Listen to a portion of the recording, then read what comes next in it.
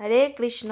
তো আজকে এই মোচা আর গোবিন্দভোগ চাল দিয়ে ভগবানের ভোগ বানানো যাক। তো এখানে আমি মোচাটা ছোটো ছোটো করে এইভাবে বানিয়ে নুন হলুদ মাখিয়ে ধুয়ে জল ঝরিয়ে নেব। আর মশলার জন্য এখানে নিয়েছি কিছুটা কাজু বাদাম, আদা, গোটা জিরে 1 চামচ, গোটা ধনে 1 চামচ, নারকেল, শুকনো লঙ্কা আর কয়েকটা গোলমরিচ।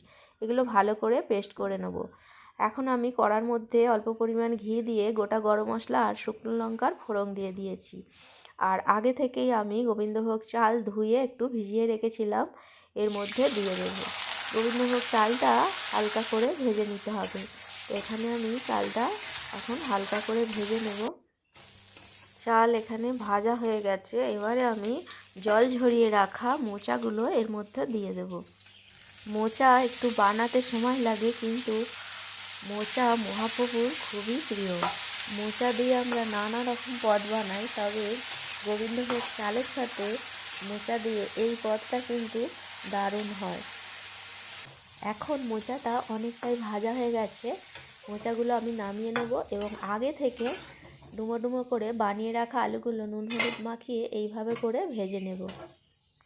আলু ভাজা হওয়ার পর এবারে কড়ার মধ্যে অল্প পরিমাণ একটু তেল আর অল্প পরিমাণ জিরের ফোড়ন দিয়ে মশলাটা যে আমি আগে থেকে রেডি করে রেখেছিলাম সেই মশলাটা দিয়ে দেব প্রয়োজন মতন হলুদ, স্বাদ মতন লবণ আর অল্প পরিমাণ চিনি।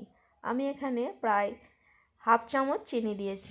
চিনিটা আপনারা আপনাদের প্রয়োজন মতন বা পছন্দ মতন দিয়ে নেবেন। তো এখানে মশলাটা আমি ভালো করে ভেজে নিয়েছি আর দিয়ে দিলাম অল্প পরিমাণ ঘি।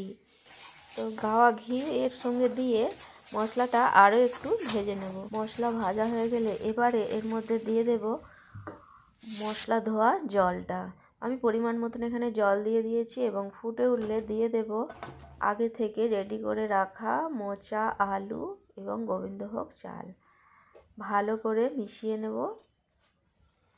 বাড়িতে অবশ্যই এইভাবে করে মোচার চাল ঘন্ট বানিয়ে মহাপ্রভুকে নিবেদন করবেন এবং কেমন লাগলো কমেন্টে অবশ্যই জানাবেন।